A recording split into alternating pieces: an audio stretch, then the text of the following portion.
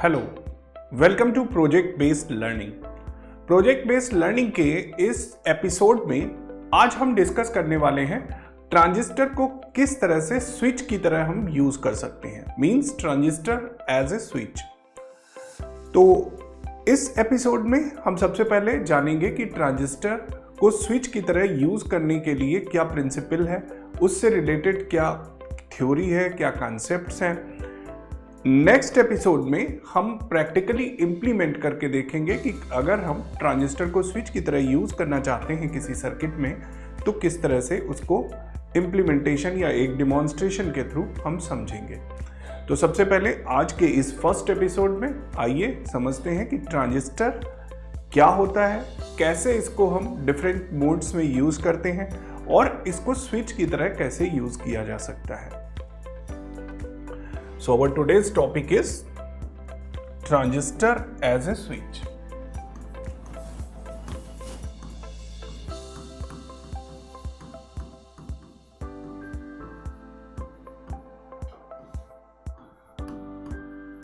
तो जैसा कि आपको मालूम है कि ट्रांजिस्टर एक 3 टर्मिनल डिवाइस है।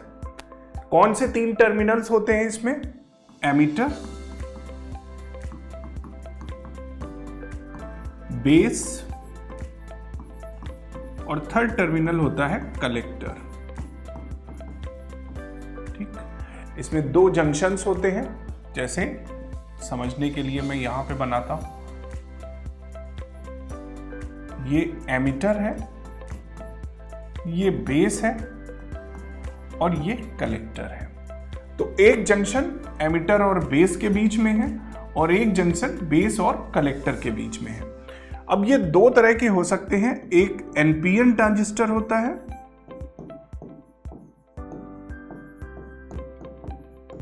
और एक पीएनपी ट्रांजिस्टर होता है।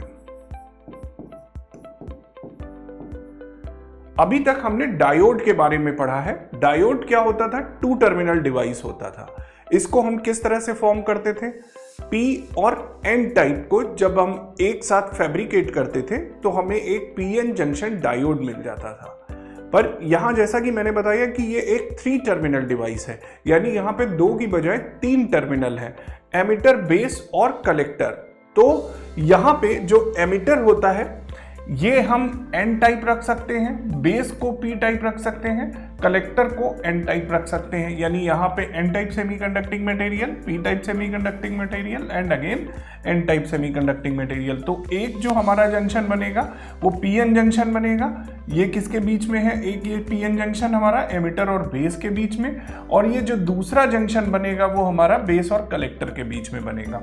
राइट, तो या तो हम एनपीएन ट्रांजिस्टर बना सकते हैं या फिर हम पीएनपी ट्रांजिस्टर बना सकते हैं। यानी एमीटर में पी टाइप की डोपिंग करेंगे, बेस में एन टाइप की डोपिंग करेंगे एंड देन अगेन कलेक्टर में पी टाइप की डोपिंग करेंगे। राइट, तो ये 2 तरीके के ट्रांजिस्टर होते हैं, एक एनपीएन ट्रांजिस्टर और एक पीएनपी ट्रांजिस्टर।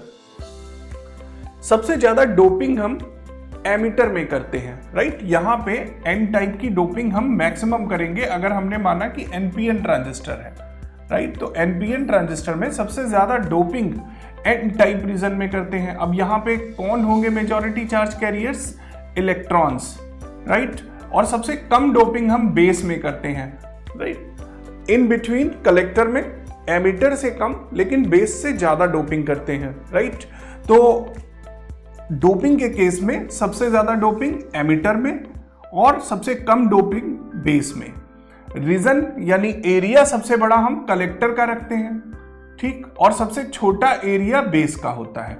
एरिया वाइज अगर हम बात करें तो कलेक्टर का एरिया मैक्सिमम होगा, मैक्सिमम एरिया होगा। राइट, और बेस का एरिया मिनिमम होगा, मिनिमम होगा। राइट, इसके पीछे रीजन क्या है कि जितने भी चार्ज कैरियर्स हैं वो कलेक्ट होते हैं कलेक्टर में। तो कलेक्टर का रीजन अगर बड़ा नहीं होगा, एरिया अगर बड़ा नहीं होगा तो उनके बीच में फ्रिक्शन होगा। फ्रिक्शन होने की वजह से हीट प्रोड्यूस होगी और हीट प्रोड्यूस होने की वजह से अगर हम इसको कंपैक्ट कर देंगे, छोटा रीजन रखेंगे तो ये बर्न आउट हो सकता है।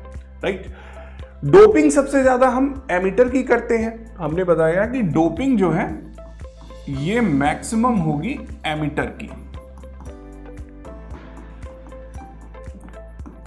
और मिनिमम होगी बेस की।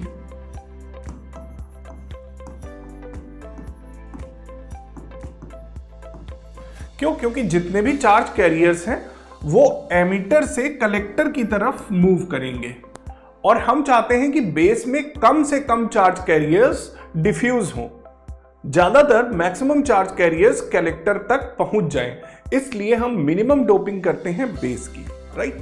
तो ये अभी आपने केवल ट्रांजिस्टर के बारे में हमने सिर्फ आपको इतना आइडिया दिया कि ट्रांजिस्टर एक 3 टर्मिनल डिवाइस है। इसमें 3 टर्मिनल होते हैं, एमिटर, बेस और कलेक्टर। एमिटर मैक्सिमम डोपिंग करते हैं, कलेक्टर की बेस से ज्यादा लेकिन एमिटर से कम डोपिंग करते हैं। इसी तरह से रीजन सबसे बड़ा कलेक्टर का होता है। क्यों होता है वो मैंने बताया।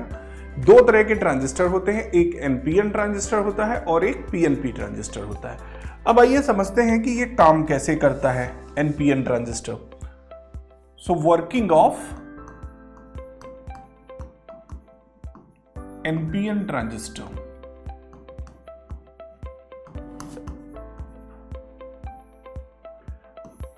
ये हमने एक एनपीएन ट्रांजिस्टर ले लिया।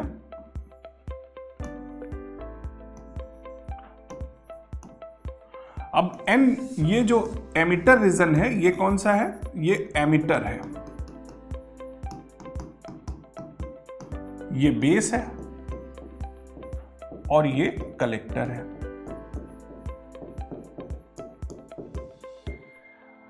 यहां पे एन टाइप की डोपिंग है, यानी मैक्सिमम जो चार्ज कैरियर्स हैं, मेजॉरिटी चार्ज कैरियर्स हैं, वो कौन से होंगे? Electrons, right. तो यहां पे मेजॉरिटी चार्ज कैरियर्स इलेक्ट्रॉन्स है। बेस में मेजॉरिटी चार्ज कैरियर्स होल्स हैं, इसकी डोपिंग कम होती है। यहां पे मेजॉरिटी चार्ज कैरियर्स होल्स हैं, कुछ माइनॉरिटी कैरियर्स भी होंगे, यहां पे भी कुछ माइनॉरिटी कैरियर्स होंगे। एन में माइनॉरिटी कैरियर्स होल्स होंगे, पी में माइनॉरिटी कैरियर्स इलेक्ट्रॉन्स होंगे। और यहां पे भी एन टाइप की डोपिंग की गई है, बट कंपैरिजनली एमिटर के कंपैरिजन में कम है, राइट। यहां पे भी डोपिंग है। ये अब होता क्या है कि जब हम कुछ इस तरह से इसकी बाइसिंग करते हैं कि यहां से चार्जेस जो हैं, यानी इलेक्ट्रॉन्स जो हैं, वो कलेक्टर की तरफ मूव करें। चार्जेस जो हैं कलेक्टर की तरफ मूव करें, तो इलेक्ट्रॉन सबसे पहले कहां जाएंगे? बेस रीजन में। बेस रीजन में ये होल्स के साथ डिफ्यूज होंगे, कुछ इलेक्ट्रॉन इधर जंक्शन की तरफ भी चले जाएंगे। डिफ्यूज होने के बाद लगभग 2% डिफ्यूज होते हैं, बाकी 98% कलेक्टर में चले जाते हैं इलेक्ट्रॉन्स, और कलेक्टर से फिर आगे मूव कर जाते हैं सर्किट में, ठीक। तो ये हमारा एक कंप्लीट सर्किट बन जाता है। यहां पे हम कुछ बाइसिंग करते हैं, बाइसिंग कैसे करते हैं वो अभी हम बता रहे हैं। तो उस पूरे सर्किट में यहां पे इलेक्ट्रॉन्स मोशन करने लगते हैं और हमें करंट मिलती रहती है। अब कितनी तरह से ये काम करता है ये डिपेंड करता है बाइसिंग पे, राइट। ये बाइसिंग क्या होती है? जो हम यहां पे बैटरी कनेक्ट करते हैं, किसके साथ? इन जंक्शंस के साथ। यहां पे 2 जंक्शन हमें मिल रहे हैं, एक एमिटर बेस जंक्शन और एक बेस कलेक्टर जंक्शन। तो इन जंक्शंस के साथ हम बाइसिंग कैसे करते हैं इस पे डिपेंड करता है कि ट्रांजिस्टर कैसे वर्क करेगा, राइट। तो देखिए कैसे बाइसिंग हम कर सकते हैं। Biasing of a transistor.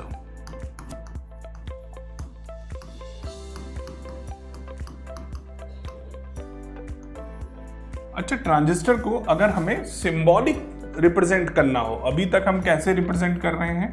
ये ट्रांजिस्टर को रिप्रेजेंट कर रहे हैं, राइट। एनपीएन ट्रांजिस्टर मान लिया हमने अगर है तो हम ऐसे रिप्रेजेंट कर रहे हैं। अगर हमें सिंबॉलिक फॉर्म में इसको रिप्रेजेंट करना है तो हम कुछ इस तरह से रिप्रेजेंट करते हैं। ये कलेक्टर है, ये बेस है, राइट, ये बेस है और ये एमिटर है। अब एनपीएन ट्रांजिस्टर में भी एक टर्मिनल कॉमन होता है, जैसा कि यहां पे तुम्हें पता है कि हमें कोई एक टर्मिनल कॉमन रखना पड़ता है, तो या तो हम एमिटर को कॉमन रखते हैं, या बेस को कॉमन रखते हैं, या कलेक्टर को कॉमन रखते हैं। कॉमन रखने से क्या मतलब है? कॉमन रखने से मतलब ये है कि जैसे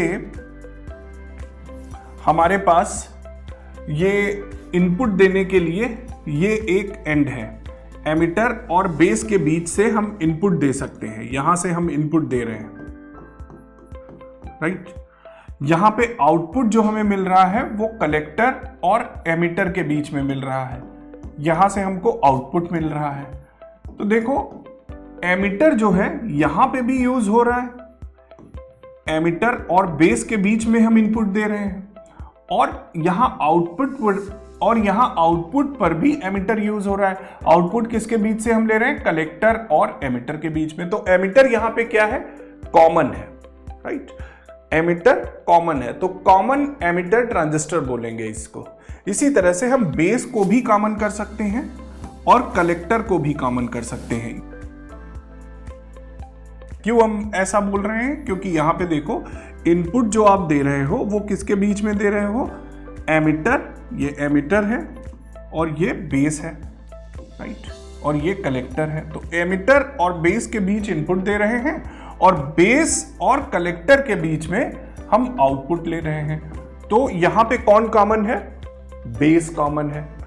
अब इसमें हम कैसे पहचानेंगे कि ये एनपीएन ट्रांजिस्टर है या पीएनपी ट्रांजिस्टर है? इसके लिए भी क्या होता है, अगर एनपीएन ट्रांजिस्टर है तो इलेक्ट्रॉन्स कलेक्टर की तरफ मूव कर रहे हैं, और हमें मालूम है कि opposite to the motion of electrons हमें करंट मिलेगी, यानी करंट इस डायरेक्शन में मिलेगी। अगर इलेक्ट्रॉन्स इस तरफ जा रहे हैं तो करंट अपोजिट मिलेगी, यानी जो हमारा ये एनपीएन का जंक्शन है इससे बाहर की तरफ जाती हुई, तो बाहर की तरफ जाती हुई करंट अगर हम शो करेंगे तो इसका मतलब होगा ये कैसा ट्रांजिस्टर है?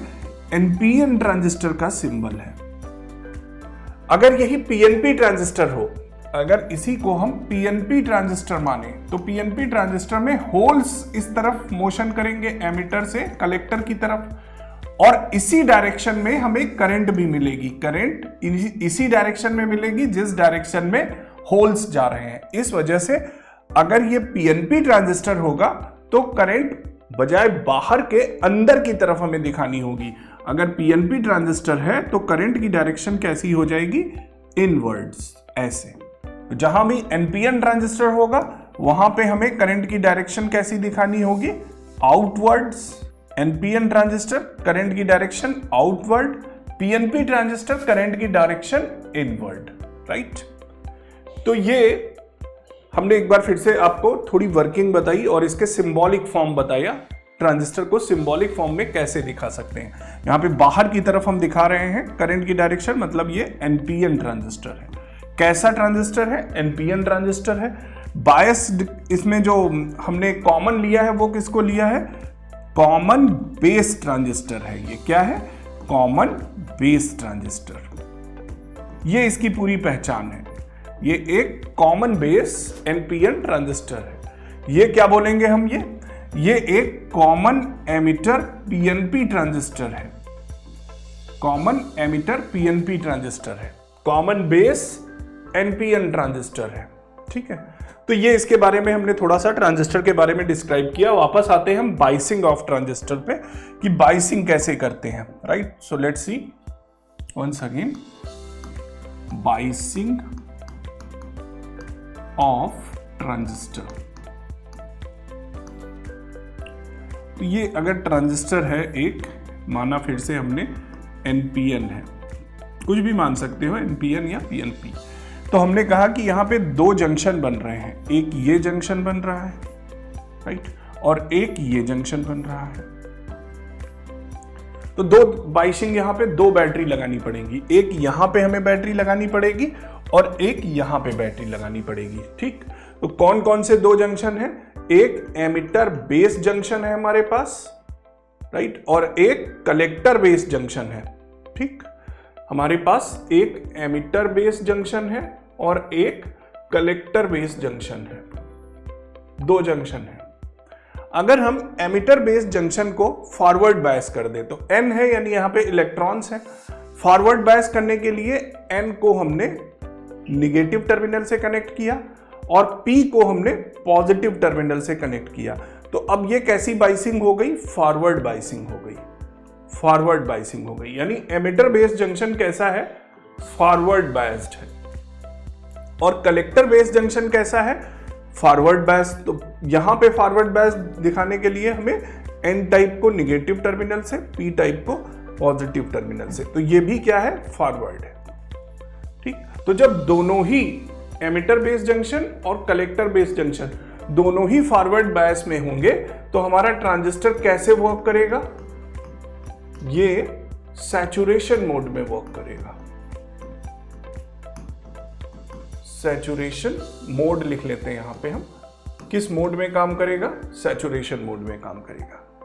अब अगर इसको हम फॉरवर्ड ही रखें और इसको रिवर्स कर दें, तो इसको रिवर्स करने के लिए N को पॉजिटिव टर्मिनल से कनेक्ट कर दिया और P को निगेटिव टर्मिनल से, तो अब ये क्या हो गया? Reverse biased. यानी एमिटर बेस्ड जंक्शन तो फॉरवर्ड बायस है, पर कलेक्टर बेस्ड जंक्शन को जब हम रिवर्स बायस में कर देंगे तो अब ये कैसे काम करेगा?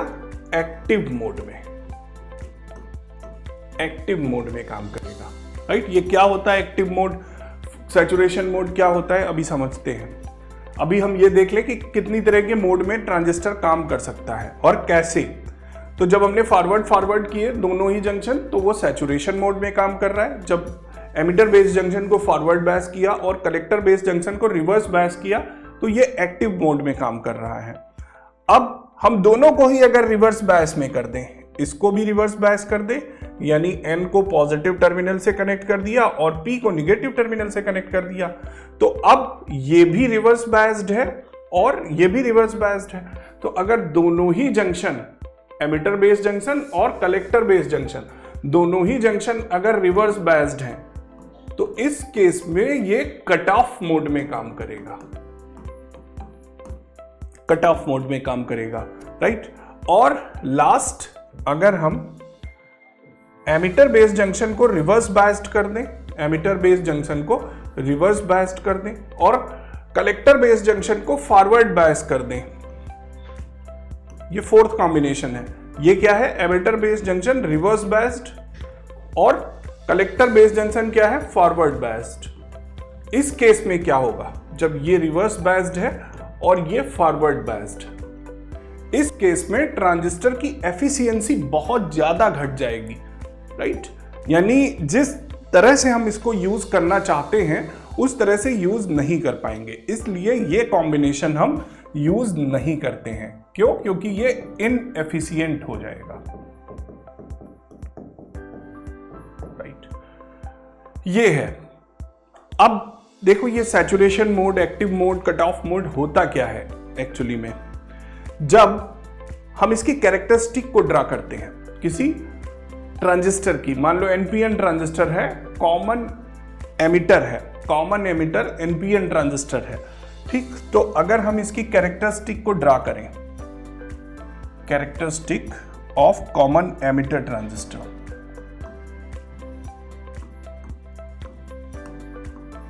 Characteristics of common emitter transistor, ठीक। दो तरह की कैरेक्टरिस्टिक होती हैं, एक इनपुट कैरेक्टरिस्टिक्स और एक आउटपुट कैरेक्टरिस्टिक्स। तो हम यहां पे आपको जो समझाने वाले हैं वो आउटपुट कैरेक्टरिस्टिक्स को समझाने वाले हैं, ठीक। आउटपुट कैरेक्टरिस्टिक्स किस किस के बीच में ड्रा होंगी? सबसे पहले ये देखो, तो IC और VCE के बीच में यहां पे बना लेते हैं हम एक कॉमन एमिटर ट्रांजिस्टर। ये NPN ट्रांजिस्टर है और इसमें कॉमन क्या है? एमिटर है। ये क्या है हमारा? VCC यहां से दे रहे हैं, ये कलेक्टर है, ठीक। ये क्या है? बेस, ये एमिटर, एमिटर हमारा कॉमन है, यहां से हमें आउटपुट मिलेगा, ठीक। ये वोल्टेज क्या है? बेस और एमिटर के बीच की वोल्टेज VBE। यहां पे हमने कोई बैटरी लगा दी है VBB, इसी तरह से ये कौन सी वोल्टेज होगी, VCE, कलेक्टर और एमिटर के बीच की वोल्टेज, और यहां पे हमने कोई बैटरी लगा दी है VCC, राइट। और यहीं पे इसके क्रॉस हम एक रजिस्टर ले लेते हैं जहां पे हम आउटपुट लेंगे, RC है ये। यहां पे भी एक रजिस्टर ले लेते हैं RB, राइट। तो ये कॉन्फ़िगरेशन है। अब इसमें हमें ये दिख रहा है कि जब हम आउटपुट कैरेक्टरिस्टिक्स ड्रा करते हैं तो आउटपुट कैरेक्टरिस्टिक्स में एमिटर को कॉमन ले लेते हैं। हम आपको पूरा डिटेल में नहीं पढ़ा रहे हैं क्योंकि फिर बहुत लंबा लेक्चर हो जाएगा, कई लेक्चर्स हो जाएंगे। तो हम ये सपोज करते हैं कि आपने इसके बारे में पढ़ा है ऑलरेडी, ट्रांजिस्टर के बारे में, फिर भी हम आपको काफ़ी आइडिया दे दिए हैं। तो आउटपुट कैरेक्टरिस्टिक्स जो हम ड्रा करते हैं वो किस किस के बीच में ड्रा करते हैं, आउटपुट करंट और आउटपुट वोल्टेज के बीच में। तो आउटपुट पे करंट कौन सी मिलेगी हमें, IC, कलेक्टर करंट, ठीक। और आउटपुट पे वोल्टेज कौन सी मिल रही है हमें, VCE। यानी हम ड्रा कर रहे हैं जो ग्राफ वो VCE और IC के बीच में ड्रा कर रहे हैं, ठीक, VCE और IC के बीच में। और इनपुट करंट यहां पे क्या है, IB, वो क्या रहती है, कांस्टेंट। तो यहां पे IB कांस्टेंट होगा। इनपुट करंट कौन सी है हमारे पास, IB, और IB को हम कांस्टेंट रखते हैं। यानी IB की कुछ वैल्यू ली, ठीक, उसके लिए हमने देखा कि कैसा ग्राफ यहां पे प्लॉट होगा।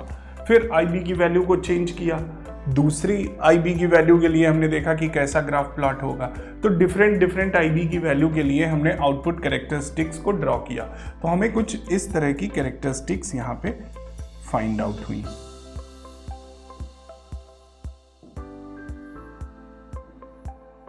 ये और अच्छा ग्राफ इधर बना लेते हैं, थोड़ा स्पेस और लेके।